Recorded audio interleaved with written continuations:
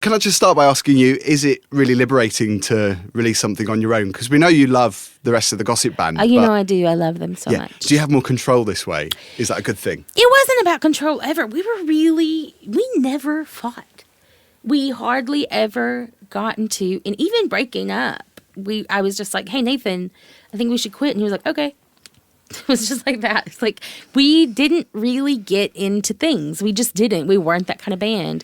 And it wasn't ever a control issue, ever. With me and Nathan especially, we just were both like, that looks good. Well, that sounds good. Okay. Or like if it was like, I don't know. He'd be like, okay, well, what about this? And I'd be like, I love it. It'd be like that. It was easy. That's why you were so brilliant. Yes, mostly yes. Chemistry. Story short, yes, that is why I'm so brilliant. Actually, wonderful. No, I'm just kidding. I think it was just like that was fun. It shouldn't have been hard. Like when I would hear horror stories about other bands, I'd be like, "Are you kidding me?" Like bands that needed like family therapy and stuff. And like I just never. I was like, I always just felt so glad and relieved. You know, I just felt really happy that we didn't have those experiences. Who needs them? I heard that. Can we go from breakups to sexiness, please? Are we going to sexting? Yeah, we're going there. We're going to What's the sexting. best way to go? Every now and then. That's the natural way. Of course it is. Yeah. Every now and again, there's a song that comes along and grabs you by the groin. Now, I'm thinking... We're going to coccyx again. No. Here we go again. Mine's broken, so don't try it. Surround Supernature. I loved... Oh, yeah.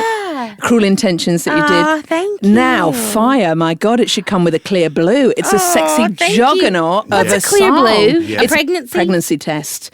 Tell us about the creation of Fire. It's not a very sexy story. I'm not a very sexy person. Like, I'm not like, hey. Oh, you are. Let me sex you up tonight. Oh, my God, I'm turned on. I know. My pooter is on fire. It's more about, pooter is a very Southern word for a vagina. So, just so I've learned something today. You did. I'll teach you a lot of Southern colloquialisms. Gay men need to learn all this kind of stuff. You're going to need to, because someday you're going to go down there and never go back. Tried it once. Yeah. Never again. Did you? No That's what offense. she said. That's what she Yeah, said. she probably did.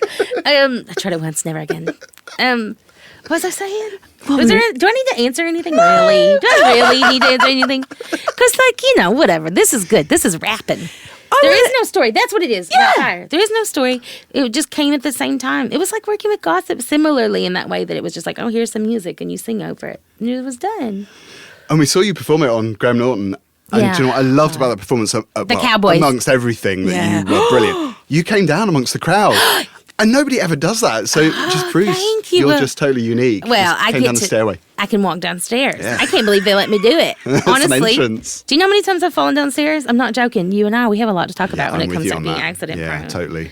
I just, I know, I was like, thank you so much. And that is what Graham said. Graham, my good friend Graham. Gian, I like to call him G. I like to call him Graham.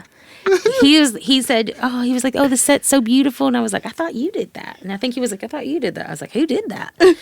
So we were both like, we don't know what happened, but it worked out. It was really fun. It was really fun. The good jokes were all beforehand.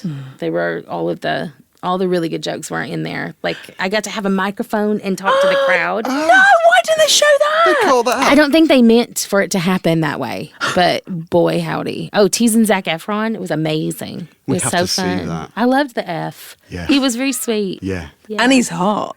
Yeah. Is he hot? Yeah. I mean, he's attractive. I thought Tom Cruise was very handsome. I did. I was struck by his beauty in person. Well, he's Is got it that the sort smile? of, he's got that aura, hasn't he? Yeah. He's got a bit of a thing about him.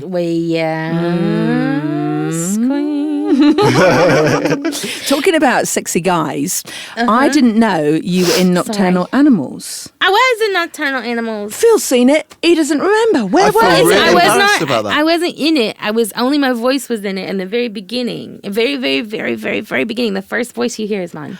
There we go. Yeah. That explains. I got cut out, but I knew I'd get cut out. I'm not an actor, but I wasn't something new, if you want to know. Me. Since we're talking about me, let me tell you a story. I got to be Gus Van Sant. I got to be in a Gus Van Sant movie. Amazing. I know. And a real part, like a real one. So we'll see if I make it into that. What is the film? It's called Don't Worry, He Won't Get Far on Foot. It's about a Portland cartoonist who was in an accident and became a paraplegic. A quadriplegic. So it's really interesting. It's a true story. But I got to be in that. On a lighter note, about me. But yeah, that was great. I actually acted. It was really, really hard. So I'm an actor now. That's amazing. I always tell that to my wife. I'm always like, like when she turns up the radio in the car, if I'm singing, I'll be like, and I'll have people pay good money to hear me sing. And also I'm like, actor, sister, wife, singer, songwriter, all these things. Of course, I'm joking.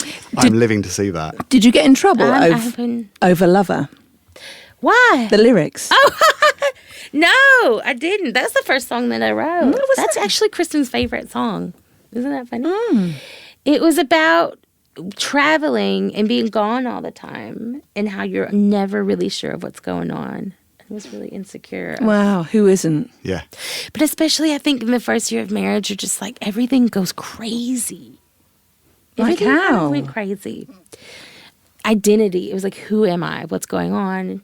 It was like, I didn't trust anybody. It was crazy. Because you're like a unit and you're used to being on your own before? Or? Well, no, because I was with somebody for 9 years before that. But like, we were best friends since I was 18. And all of a sudden, I kind of had a freak out. And I've always been pretty self-confident. But this, for some reason, marriage really like brought out the most insecure part of me. Wow. Because you realize you're signed up for life. Because in your head, you're thinking, I'm married now. Yeah. And I think it might be straight people holler, but I feel like it might be a gay thing. Yeah. Because like you're so used to being in a gay relationship or something. Like you're queer. It's like heteronormacy isn't really there. And then you get married and you're like, whoa, this might be the most crazy thing I've ever done. I don't know. You have crazy normal. I'm pretty chill. I'm pretty normal.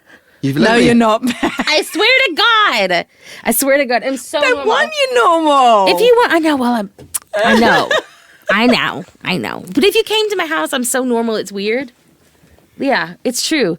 I have this one rolly cart, like an eccentric old lady. I have this one rolly cart of picture frames just ready for, I love that. ready for, you don't know who'll send you a picture when a nice photo comes up. You're But what is normal, though? Get that app. I know, exactly. It's all relative. You've led us nicely on to the next question. I love this. Phil's got to keep us on track.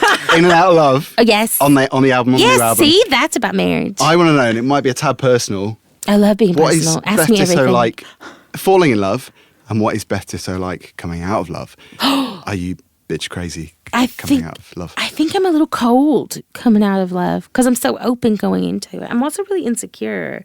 Like I don't really in love. Like I trust my friends implicitly. I trust them with my life. I'm super loyal. I'll give to a fault, like with anybody. Like seriously, if you're like in working relationships, strangers, like I'm just like, I'm loyal to you, stranger. You're the strangest stranger I've ever met. Like you're like, not you, but you're not technically a stranger. No. So let's talk about that. Not now, not anymore. That's when we talked about grabbing our coccyx. But like, I think. I think I'm cold because so much of me is so loud and crazy, and I'm pretty much the same person all the time. Like, I'm more chill at home. Like, I sleep more, and, I'm just more relaxed, but I'm still a tornado.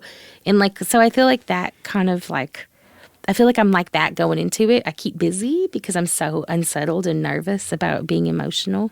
Because on stage, you're very funny, and I'd imagine that... Tears of a clown. Well... I guess to a certain point, you've got to put on that kind of personality thing more so on stage because you're performing. It's not. Here's the thing: I think it's not really put on. It's that thing where you are your happiest when you're playing shows. Like I really am that person. I really love. It makes me genuinely happy. Sometimes you're tired or hungover or you have your period. You're just like or ill. But for the most part, I'm just like, or you broke your coccyx roller skating. But for the most part, you're just like, I'm really happy to be there. You just have another beverage and deal with it. Yeah, exactly. And you're just so grateful. Yeah. You're just like, yeah. It's like people came to see you, and it's like nice that they are doing that. You were responsible for one of our favourite moments, Lovebox 2013. Oh, naked. Yeah, you took your clothes off. Always. Yeah. Lovebox was so fun. The crowd were going crazy too. Was it Snoop Dogg there? Remember that? Not at the show, but he was playing Lovebox, wasn't he? He was the next that weekend. Yeah. But when you got on stage, so we met George heard, Michael there. Wow, you won't believe. I went through Chris Stein's photos. Have you seen this photo? of me and Debbie and of this photo here. We'll put this up. You've seen this, Phil. Yeah. It's stunning. You're almost the vegan meat between George Michael and Debbie Harry. Tell us about that photo. That was backstage, wasn't it? those are real tears. Yeah. Those are like, I'm actually bawling and squalling. I could not believe I was getting to meet him. I couldn't believe it. He's an icon. Like he never got the credit he deserved, I don't think. I mean, he did here especially, but not, I don't think people really, like as a songwriter, really, he was so good in producing his own albums. Like he's just so great. And like people always talk about, this is a tangent, but I always point out, like, people are like, this record, it wasn't really political. Me. They're like, it's not really political. Like, what's different now between, you know, then and now? And like, why isn't this record, why, like, have you lost your edge? Or like, do you not care anymore? And I always like, you know what? It's a queer album about queer love songs. And I always use him as an example about father figure. Like, if you hear that song in a queer context, it's so powerful.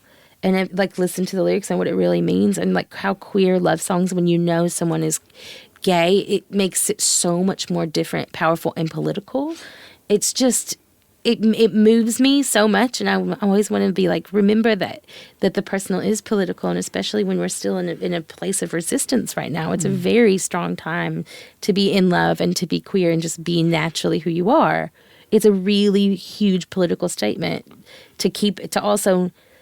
I mean, to not even have to say it out loud and just exist is really political to me. But he's probably the biggest example of that. Well, you did a tribute to him during the last gigs when you were over, and it was, I think it was. Were you there? Yeah, we were there. Oh my God, how fun was that fucking show? Do you know what? That venue is now my favourite venue in London because of that gig. Was One it? of the reasons. It was so good. It was amazing. That venue was amazing. And after that, you know, we had a dance party that was like maybe 10 people. They just closed it down and kept serving drinks, but like, and then just, there was, I don't remember who was DJing, but it was one of the funnest nights of my life. It felt really relaxed and welcoming, that It was place. And amazing. the whole buzz with your crowd. They were loving it. I knew everybody in there, in that Yeah. place. It was like a homecoming. Yeah. Oh, you know, I just love it here so much. Like, I love London. We loved I your love entrance it. at that gig because you came on stage and you said, "We're here, we're queer, and my mother loves me." Which I think is the best entrance ever on a show that I've seen. Thank you. My mother does love me. Yeah.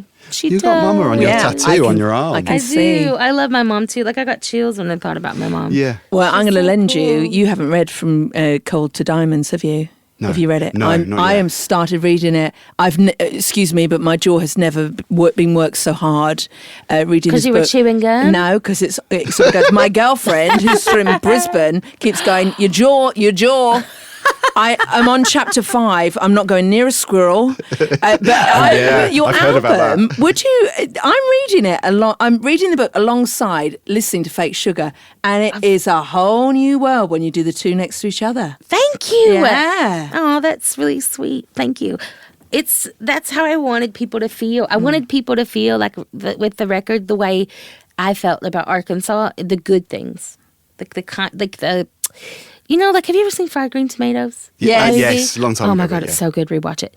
That's how my childhood looked. Like, the way that place looks, and it's supposed to be like 1930 Alabama. That's exactly how my childhood looked.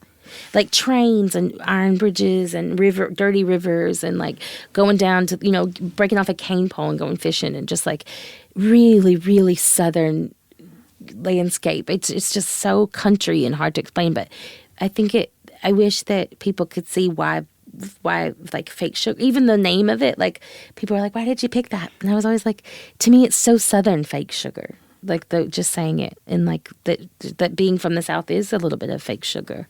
And I think, do you say this here? Gimme sugar. Do you say gimme sugar for kids? I say it to my girlfriend. For gimme kids? You say that to your mom? You ever say that again? Well, no, that's what my granny would say to me, actually. She'd be like, give me sugars before you leave and hug my neck. So Fake Sugar, the fake part of that, is that... Yeah.